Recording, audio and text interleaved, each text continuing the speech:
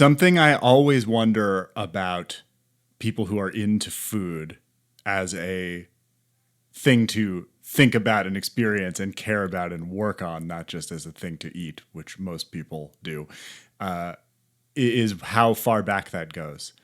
What is your like early childhood experience with food, and how does that Hmm. lead you to today?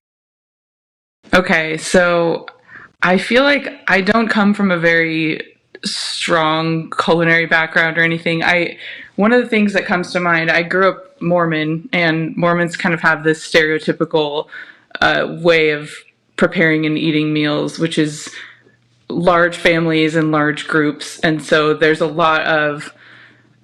kind of jokes about, casseroles and big green jello, bowls of big green jello and funeral potatoes and things like that. It generally tends to be, I remember flipping through these recipe books that were given to us, even, in the girls' programs. And so many of the recipes were, take a can of cream of mushroom soup and like just kind of three or four pre-made processed ingredients that you kind of dump in a big thing and then you eat it and you Mhm. can feed a crowd with it. So not exactly like the pinnacle of quality. So I do feel like I had a late start to being really interested in like fresh foods. I don't even think I knew what vegetables were outside of like frozen peas until I went to college and I had to do my own grocery shopping and I was like, wow, bell peppers, what is that?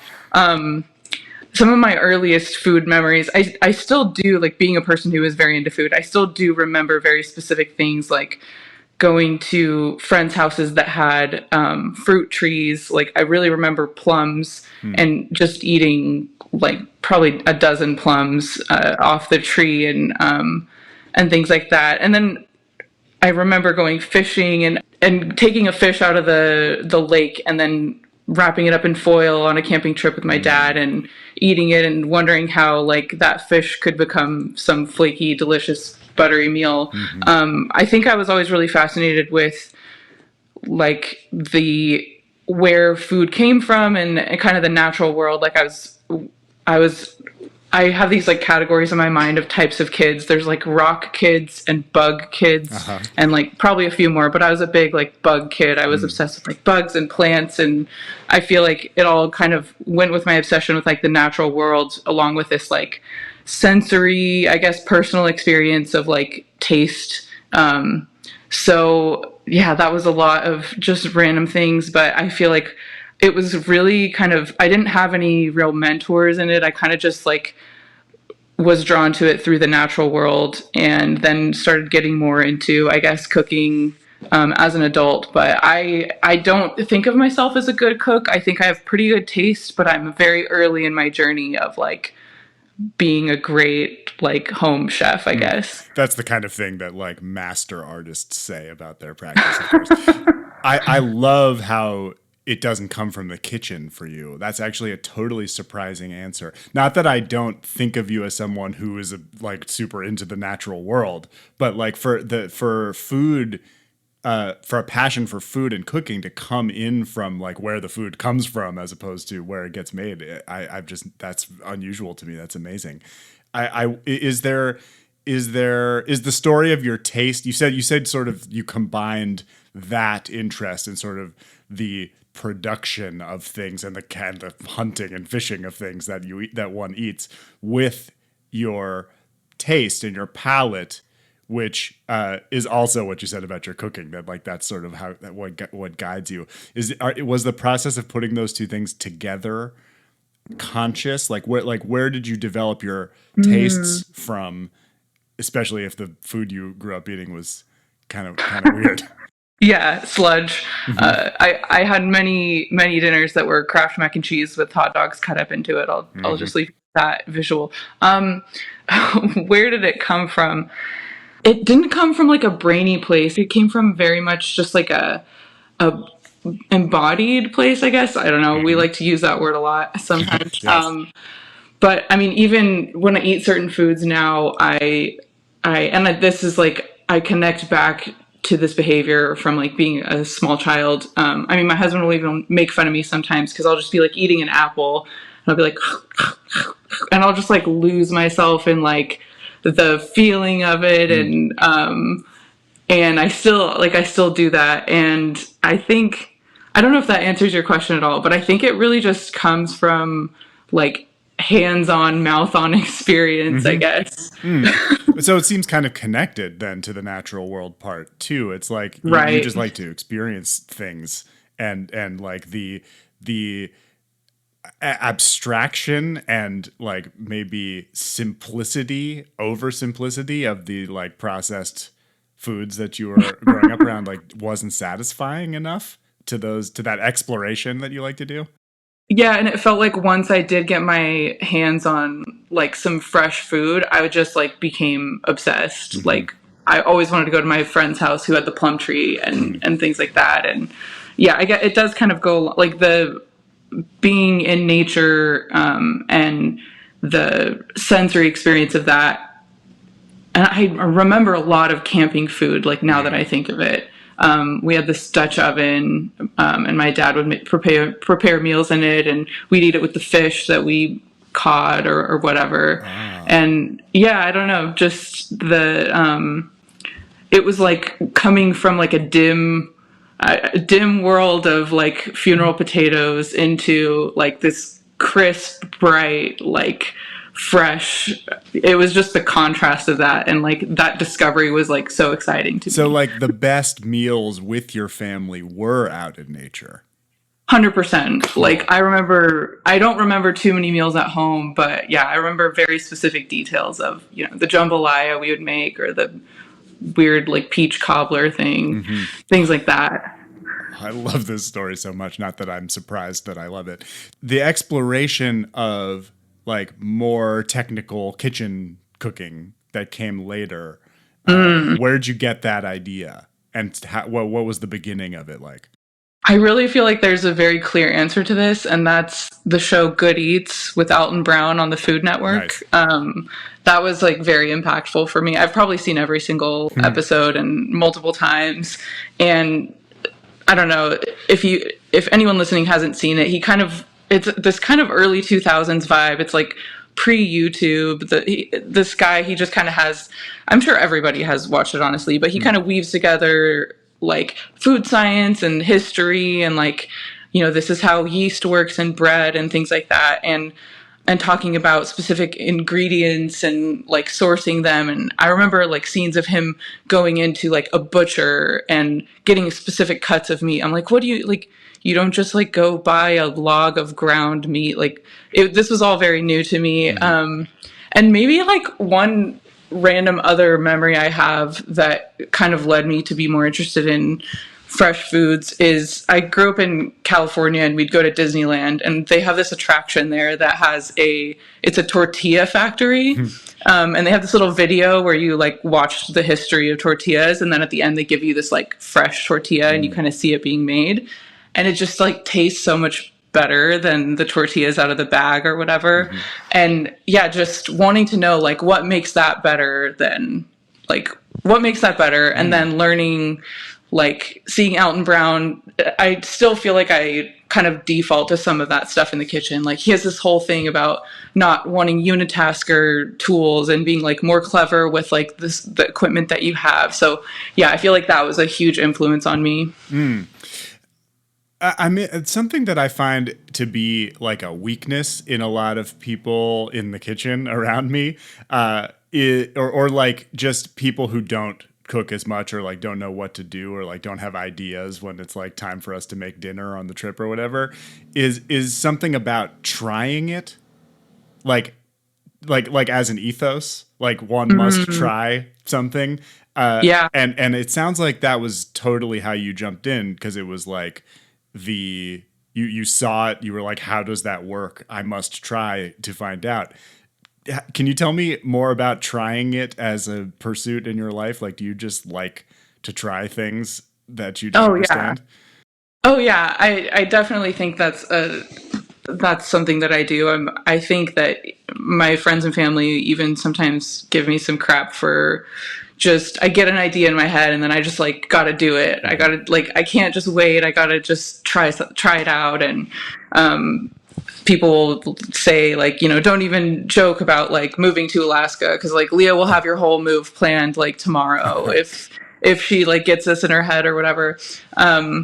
And yeah, some of my early like food trying thing, I really feel like with trying things in the kitchen, I before I never like try a new recipe to like serve to somebody. I always need to like do it by myself Nice. first. So I mean, I think that's probably a common thing, but yeah, I just remember trying to make like a Thanksgiving turkey one year, and it was like my first time ever making a turkey, and it was, I mean, it went like okay, but I was totally beating myself up for like I should have like had a practice turkey. And my next one was like so much better. In fact, I think like the week after Thanksgiving I went back and I bought another turkey to make another turkey, and I was like, this one's going to be even better, and it was so much better. Nice. So Do you experience pressure when you're cooking for people? Like, do you feel nervous about the results? oh yeah, I do. Does needing to try it yourself first have anything to do with that? Like, is there a social anxiety around cooking that makes it harder for you, but also sort of drives you to get better at it? Yeah, I definitely think that's part of it. Like, it's kind of like showing, you know, your friend a movie that you like, and you're just kind of watching for their reaction. Yeah. I mean, actually, food is probably the more original example of that than. Sure. Um, but yeah, I absolutely. It's not that I don't know. It's not that I need it to be. I think that preferences are very individual, but I do want people to like what I make for them, and I want to like incorporate what I know about the person into what I'm making, and I don't know. I want them to be pleased with it. So I do I do like make something first, and then it's like, okay, I'm going to try it from this person's perspective a little bit. Do people who you feed regularly have favorite things that you make, and how do those connect to your favorite things to make? Oh, that's a really interesting question. I mean, probably I feed my husband the most, Sure. and I mean, his favorite things that I make, the super obvious one that comes to mind is like, it's kind of funny. It's banana cream pie. Yeah. But it is really good. I always make it for his birthday. And as far as like non-desserty type things, he does have different tastes than me, but obviously like our tastes have influenced each other. He actually grew up vegetarian, so he is more familiar with a lot of vegetable based things that I didn't really grow up eating. Like, I didn't used to eat like beets, for example. It was just like weird to me, and then he's like shown me how to make beets, and now I make beets for him all the time. And he like anything I make with beets in it, he gets like so excited. Or and now it's like one of my favorite things too. The one thing that we cannot agree on is his love of balsamic glaze. I'm on his team on that one. Okay, that is fair. I'm not like anti-balsamic glaze. I just feel like it's very easy to overuse it. Sure. So yeah, he just loves to like balsamic glaze everything. I'm like, maybe let's go for a different flavor profile. My mind goes to like interesting like mineral like nutrient levels in the body and stuff, and like I wonder if there's something going on there. But I'm really interested in the other part of this question, which is like, are your favorite things to make different from people's favorite things that you make? Ooh, you know, that's really interesting, because I think now that you asked the question, I think I do get more satisfaction out of knowing that the person is going to like it versus like doing some fun trick in the kitchen. Yeah, honestly, like I think I am in it more. I mean, I do get super nerdy about it, but I think I'm in it more for the social reasons than for like I'm gonna like flambe or like do some party trick. Like I think like food is great for like bringing people together or comforting people, or it's like all just social social reasons, and like obviously personal, like my relationship with myself, which probably is also under the category of social, like feeling like I'm taking care of myself by making like nourishing foods that I really like, or whatever. So yeah, I don't know that I think pretty much my favorite things to make are just the things that I know that people are going to like or that I'm going to really like. And honestly, if it's easier, like that's better. If it's simpler, that's better. Do you have meals that you prefer? Not dishes, but like breakfast, lunch, or dinner. Like, do you favor any particular meal time in your efforts? Oh, I actually think in my Twitter bio it says breakfast enthusiast, so kind of answers that. Yeah, love breakfast. I've always been kind of a morning person, and there's just, I don't know. I know breakfast is like a weird. I mean, people get really into brunch, but not really breakfast. Yeah. For whatever reason. But yeah, my husband and I, we go out. We've tried every single breakfast place. Like pretty much all our dates are like breakfast dates for whatever reason. And yeah, just love making like a nice, simple like eggs, bacon, toast, jam, but like make it good sort of breakfast. Oh, so with you. How has living in the country and having animals around changed, and I presume like producing a lot of stuff that you eat yourselves, how has that changed the experience and the stuff you make?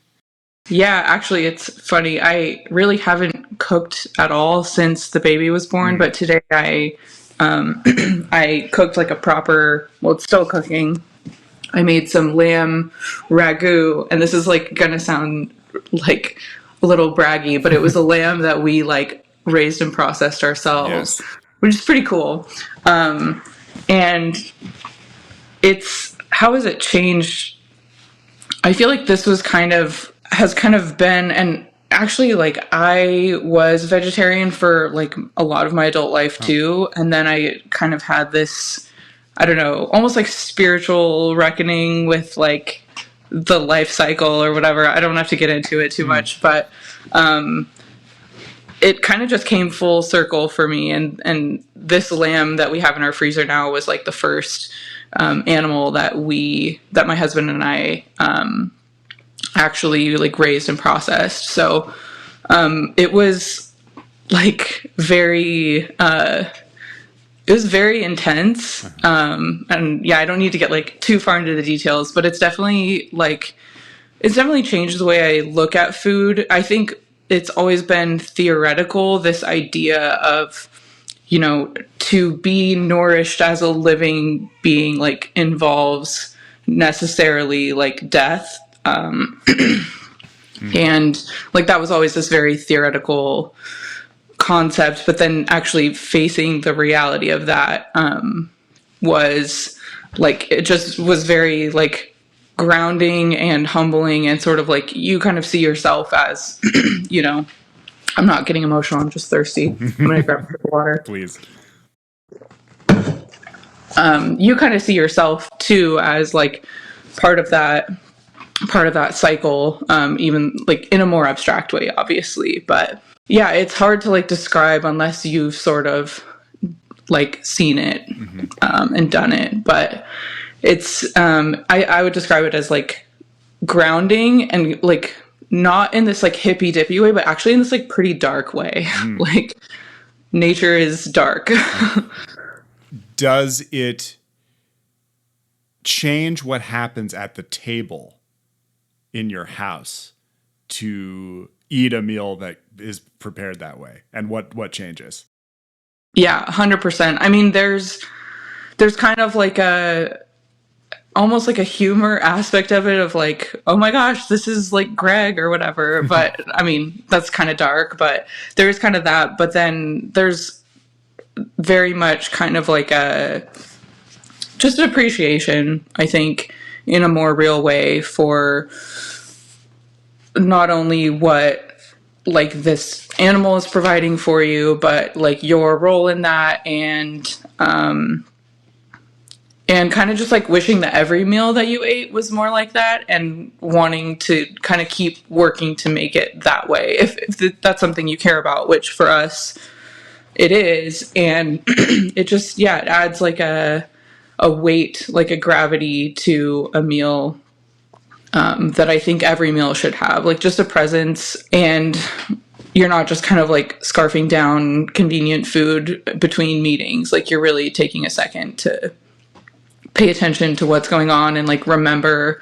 And I think there's like a poem that I like that talks about like gathering your grapes from the vineyard, and then you open the bottle of wine in the winter and you kind of remember like the when you did that, and it just kind of connects you through time, I think, and that makes it really special.